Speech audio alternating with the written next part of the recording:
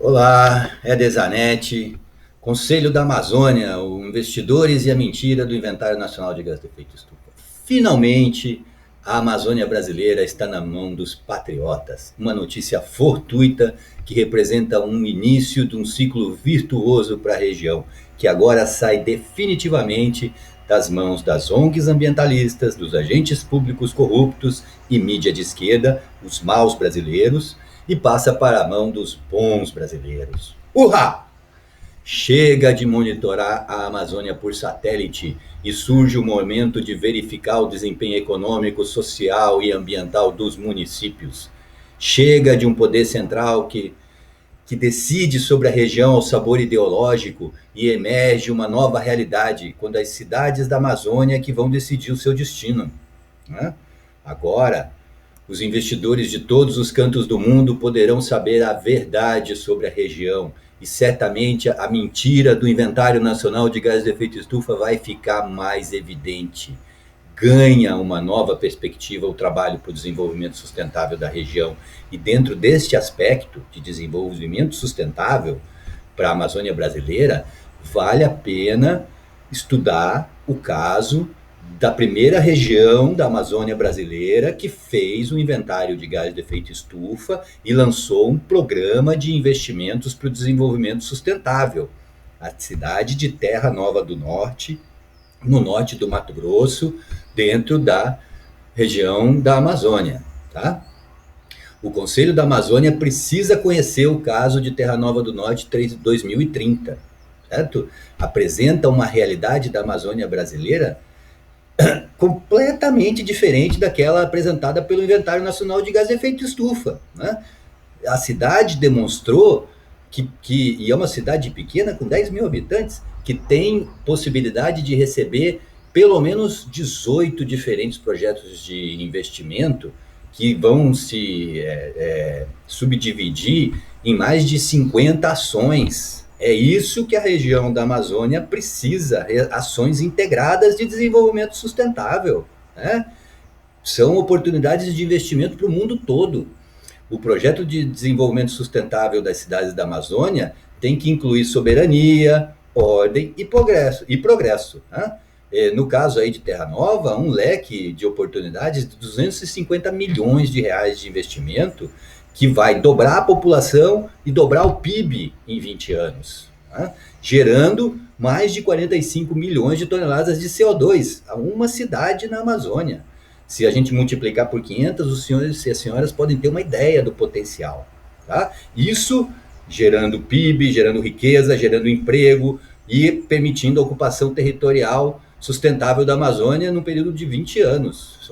Um crescimento que não é exagerado pensar em 5% de crescimento por ano para a Amazônia. As regiões onde foram instaladas as rodovias na década de 70 apresentaram um crescimento de mais de 20% ao ano, consistente ao longo de 15 anos. A mentira do inventário de gás do efeito estufa do Brasil, que eu venho denunciando aqui como uma manipulação do grupo que trabalha com mudança de uso da terra e silvicultura, agricultura, silvicultura e outros usos da terra. Lá eu já dei o nome das pessoas, não vou dar aqui, tá? Mas está na denúncia. Esse grupo manipulou os dados para mentir sobre a região. Né? A mentira do Inventário Nacional de Gás de Efeito Estufa indicou para a Amazônia a criação de reservas ambientais para combater o desenvolvimento sustentável das cidades da região, buscando criminalizar a atividade econômica de inclusão social. Essas estão destruindo.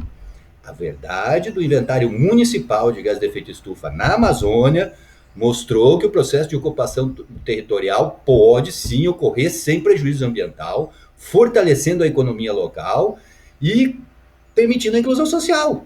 As reservas ambientais criadas pelos governos corruptos, com base no inventário de gás de efeito estufa manipulado e mentiroso, no seu conjunto, levaram a formar um país de reserva ambiental na região, com mais de 400 milhões de hectares, maior que a Índia.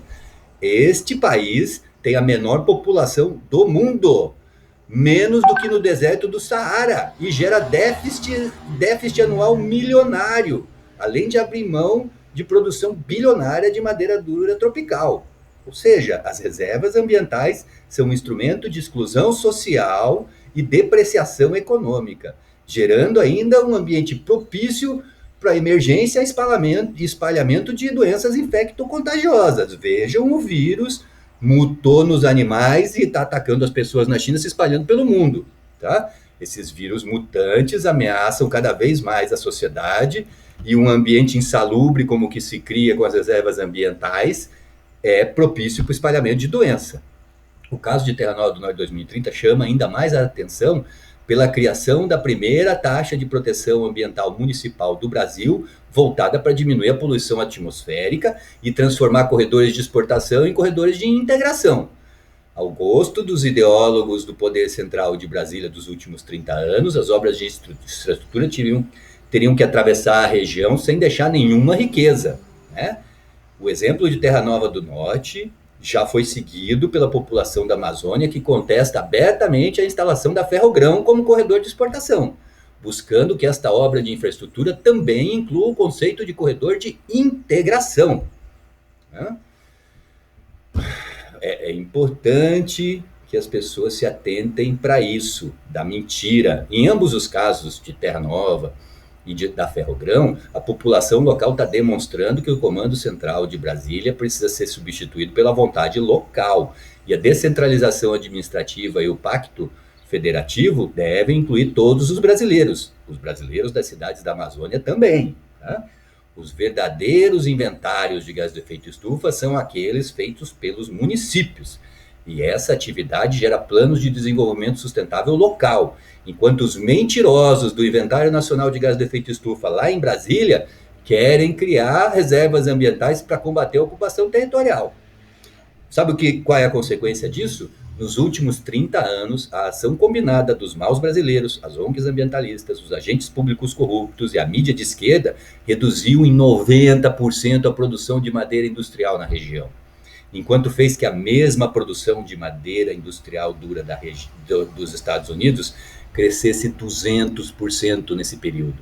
Nós estamos, sim, beneficiando a concorrência. E os Estados Unidos têm 5% dos estoques mundiais de madeiras duras tropicais. Com esses 5%, ele produz 150 milhões de metros cúbicos por ano. O Brasil tem mais de 60% dos estoques mundiais de madeiras duras. Mais de 60%. Sabe quanto a gente produz? Menos de 15 milhões de metros cúbicos. Menos de 10%. A gente tem 12 vezes o estoque dos Estados Unidos e produz menos de 15 milhões de metros cúbicos. Tá? Então é 30 vezes menos. A Amazônia brasileira é uma floresta. O principal produto das florestas é madeira. É o produto mais valioso que tem na floresta. E, sem dúvida, as madeiras duras tropicais são as mais valiosas do planeta, de alto valor para a construção civil.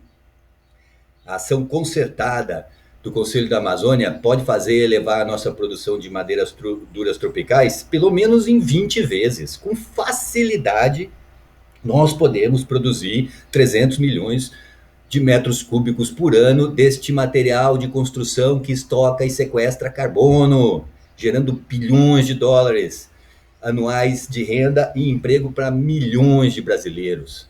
Seja bem-vindo, Conselho da Amazônia. A Amazônia é nossa, finalmente.